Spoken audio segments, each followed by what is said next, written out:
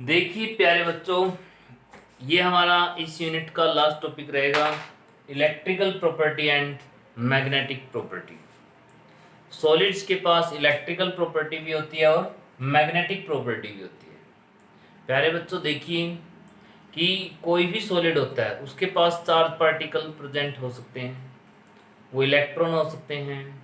तो इलेक्ट्रॉन जब मोशन करते हैं तो they create the current, means electrical वहाँ पे प्रॉपर्टी प्रेजेंट होगी।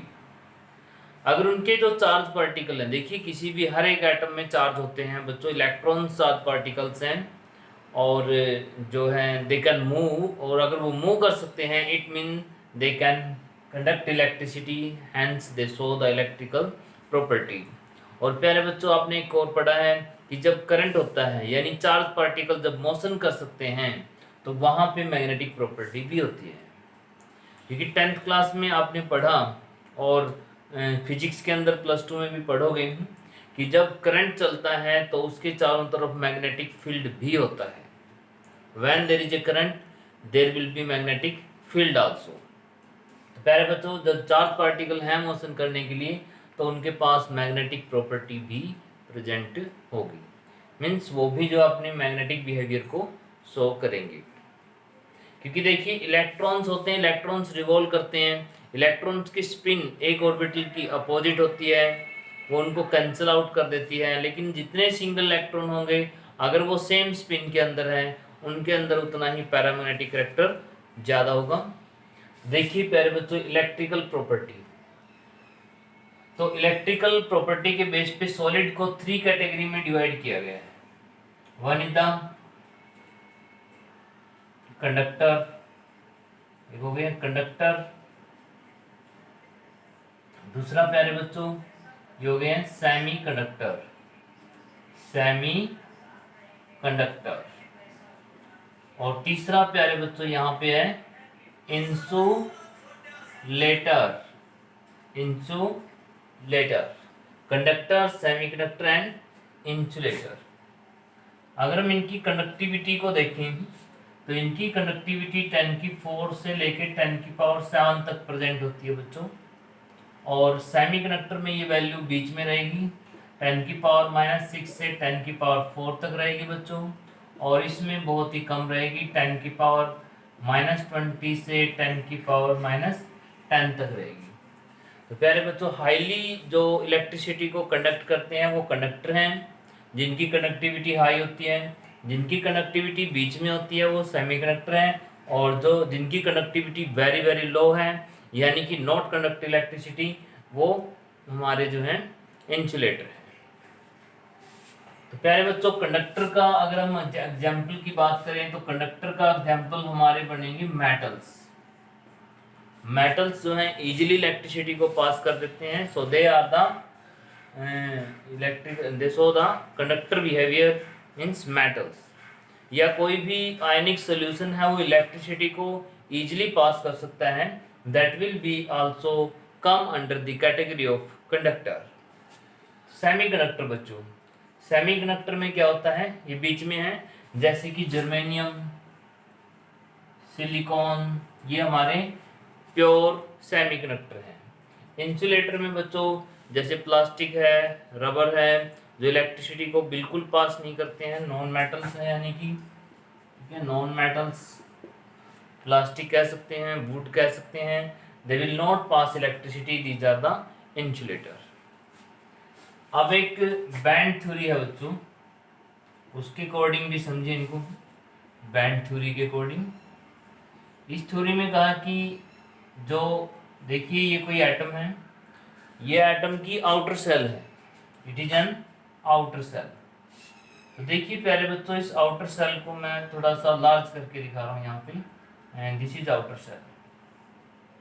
इस आउटर सेल में ये एक आगे वाला पार्ट है, ये एक नीचे वाला पार्ट है, इसका अंदर वाला पार्ट क्या है ये, और इसका ऊपर वाला पार्ट क्या है ये। तो इसको क्या बोलते हैं हम, कंडक्शन बैंड बोलते हैं बच्चों, it is a conduction band. और इसको क्या बोलते हैं बच्चों, valence band, conduction band and valence band. देखिए जो नॉर्मली जो अंदर वाली सेल है तो ये outer shell, sorry outer shell का जो अंदर वाला पार्ट है बच्चों, ये है वैलेंस बैंड, और इसका ऊपर वाला पार्ट क्या है, कंडक्शन बैंड। बीच में क्या है बच्चों, ये है एनर्जी गैप, ये है energy gap. On the basis of this theory अगर हम फिर दोबारा से फिर इनको डिफाइन करें तो बच्चों जिसमें ये गैप होता ही नहीं है वो कंडक्टर है, जिसमें ये गैप बड़ा है वो इंसुलेटर है, जिसमें ये गैप स्मॉलर है तो वो सेमीकंडक्टर है। तो प्यारे बच्चों जिसमें गैप ही नहीं है वो क्या है, कंडक्टर है, क्योंकि फिर उनके balance electron already conduction band में होते हैं। जो इलेक्ट्रॉन कंडक्शन बैंड में रहेगा वो इलेक्ट्रिसिटी को इजीली पास करेगा। तो प्यारे बच्चों वैलेंस बॉन्ड के जो इलेक्ट्रॉन्स हैं, वैलेंस बैंड के जो इलेक्ट्रॉन है, they are already in conduction band in conductor, means ये गैप है ही नहीं, ये दोनों ओवरलैप कर रहे हैं एक दूसरे को। तो इसका मतलब ये कंडक्टर है। जिसमें गैप लार्ज है वो इंसुलेटर है, जिसमें गैप स्मॉलर है वो सेमीकंडक्टर है। तो प्यारे बच्चों इस तरीके से हम जो है इनको देख सकते हैं, कंडक्टर को, सेमीकंडक्टर को और इंसुलेटर को। अब देखिए यहाँ पे अगर हम बात करें, जो सेमीकंडक्टर है, जर्मेनियम है और सिलिकॉन है, ये सेमीकंडक्टर हमारे।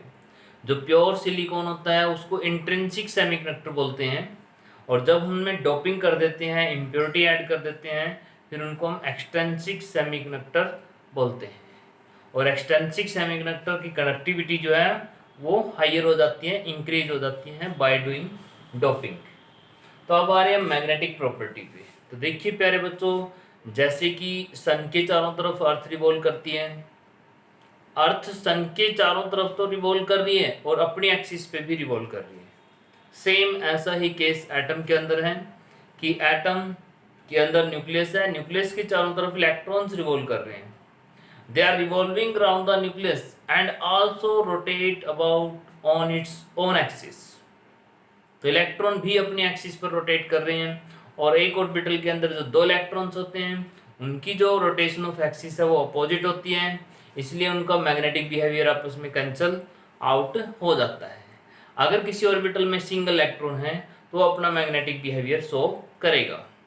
तो प्यारे बच्चों मैग्नेटिक इसलिए समझ में आया कि जब इलेक्ट्रिकल प्रॉपर्टी वहां पे होगी तो मैग्नेटिक प्रॉपर्टी भी जरूर होगी। तो प्यारे बच्चों मैग्नेटिक प्रॉपर्टी में जो उनकी जो बोहर मैग्नेटॉन से जो हम मैग्नेटिक बिहेवियर उनका मेजर करते हैं, ये फिजिक्स में तुम और भी डिटेल से पढ़ोगे। तो यहाँ पे मैग्नेटिक प्रॉपर्टी के बेस पे जो सॉलिड्स हैं उनको 5 कैटेगरी में हम देखते हैं। एक तो देखते हैं डायामैग्नेटिक, एक देखते हैं प्यारे बच्चों पैरामैग्नेटिक, और एक होता है फेरोमैग्नेटिक, फेरोमैग्नेटिक, और एक होता है प्यारे बच्चों एंटी फेरोमैग्नेटिक, एंटी फेरोमैग्नेटिक, और एक होता है बच्चों फेरीमैग्नेटिक, फेरीमैग्नेटिक। देखिए प्यारे बच्चों जो डायमैग्नेटिक हैं इनके अंदर क्या है, सबसे मेन बात no unpaired electron, no unpaired electron, इनके पास कोई भी सिंगल इलेक्ट्रॉन नहीं है। तो प्यारे बच्चों इनको डायमैग्नेटिक बोलते हैं, जिनके पास कोई भी सिंगल इलेक्ट्रॉन नहीं है, और मैग्नेटिक फील्ड से ये रिपेल करते हैं। अगर इनके पास किसी मैग्नेट को लेके आते हैं तो उससे ये रिपेल होंगे। तो ये क्या है बच्चों, ये है डायमैग्नेटिक। जैसे इसका एग्जांपल O2, H2O, ये इस टाइप के हैं। अब हम बात करते हैं पैरामैग्नेटिक की, कि पैरामैग्नेटिक O2 प्यारे बच्चों पैरामैग्नेटिक में काउंट होगा। वाटर जैसे H2O है, H2O जो है इसके अंदर काउंट होगा। जैसे N2 है प्यारे बच्चों, N2 भी डायमैग्नेटिक है। तो पैरामैग्नेटिक में क्या होगा, they will have the some unpaired electron. तो यहाँ पे बच्चों अनपेयर्ड इलेक्ट्रॉन होंगे। और वो मैग्नेट की तरफ अट्रैक्ट होंगे, अनपेड इलेक्ट्रॉन होंगे और वो मैग्नेट की तरफ अट्रैक्ट भी होंगे। तो ये होते हैं पैरामैग्नेटिक। जैसे कि O2 जिसके पास 2 सिंगल इलेक्ट्रॉन है, तो इसको जो हम पैरामैग्नेटिक की कैटेगरी में काउंट करते हैं। फिर आता है बच्चों फेरोमैग्नेटिक। बस इसमें और इसमें ये फर्क है, पैरा ही फेरो को बोलते हैं, पैरा ही फेरो है, लेकिन इसमें जो वैल्यू है वो लार्जर एक्सटेंट की है, लार्जर एक्सटेंट की है। सेम है ये, अनपेड इलेक्ट्रॉन है, 1 2 नहीं 4 5 है, ठीक है, ज़्यादा है। तो प्यारे बच्चों इसके अंदर जैसे आयरन, कोबाल्ट, निकल, ये इस टाइप के फेरोमैग्नेटिक सब्सटेंस इसके अंदर आएंगे। तो ये तो जर्नल है। डायमैग्नेटिक उसको बोलते हैं जिसके पास अनपेड इलेक्ट्रॉन नहीं है। पैरा में जिसमें 1 2 अनपेड इलेक्ट्रॉन है और वो मैग्नेट की तरफ अट्रैक्ट होते हैं। फेरो के अंदर क्या है, वो अनपेड इलेक्ट्रॉन मोर होते हैं और मैग्नेट की तरफ ज़्यादा अट्रैक्ट होते हैं। एंटी फेरो को समझिए, एंटी फेरो को देखिए बच्चों। अगर हम एंटी फेरो को देखें, ये हमारे ऑर्बिटल्स हैं और ऑर्बिटल्स के अंदर इलेक्ट्रॉन्स हैं। देखिए प्यारे बच्चों, नॉर्मली जो इलेक्ट्रॉन को फिल करते हैं, अगर सिंगल सिंगल इलेक्ट्रॉन होते हैं तो उनको एक ही डायरेक्शन में फिल करते हैं। तो ये एक्सेप्शनल केस है। यहाँ पे क्या देख रहे हैं कि ये इसकी स्पिन ये है, इसकी अपोजिट है, इसकी ये इसकी अपोजिट है। तो प्यारे बच्चों ये सिंगल होते हुए भी एक दूसरे को कैंसिल आउट कर रहे हैं। देखने से लगता है कि ये जो है फेरोमैग्नेटिक है, बट एक्चुअली डायमैग्नेटिक है। देखिए प्यारे बच्चों, देखने से लगता है कि फेरोमैग्नेटिक है, बहुत सारे अनपेड इलेक्ट्रॉन है, लेकिन एक दूसरे को कैंसिल आउट कर दिया है, इसलिए डायमैग्नेटिक है। यही इनकी डेफिनेशन बनती है। It seems they are ferro but actually they are dia. It seems they are the ferromagnetic but actually they are the diamagnetic. तो इस तरह के क्या सब्सटेंस को क्या बोलते हैं हम, एंटी फेरोमैग्नेटिक। तो इसका एग्जांपल जो बच्चों है मैंगनीज ऑक्साइड, इसका एग्जांपल है। अक्सर पेपर में पूछ लेते हैं मैंगनीज ऑक्साइड किस कैटेगरी में आता है, तो वो एंटी फेरो में आता है। अब बच्चों समझते हैं फेरी में। फेरी में भी कुछ ऐसे ही है। देखिए ये इनके ऑर्बिटल्स हैं, ये इनके इलेक्ट्रॉन्स हैं, और ये भी क्या कर रहे हैं, देखिए ये दोनों एक दूसरे को कैंसिल कर रहे हैं, ये दोनों कैंसिल कर रहे हैं, ये एक फिर भी यहाँ पे बच जाता है। तो प्यारे बच्चों लगता तो ऐसे कि फेरो होगा, बहुत सारे अनपेड इलेक्ट्रॉन है, it seems it is ferro but actually it is para, क्योंकि पैरा में 1 2 अनपेड इलेक्ट्रॉन होता है। तो वहाँ यहाँ भी एक ही है, ये इससे कैंसिल आउट हो गया इसकी स्पिन, और इसकी स्पिन इससे कैंसिल आउट हो गई बच्चों।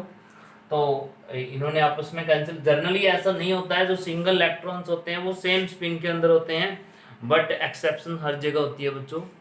तो ऐसा किस में मिलता है, ऐसा जो फेरी मैग्नेटिक का एग्जाम्पल यहाँ पे बनेगा बच्चों, वो बनेगा हमारा Fe3O4।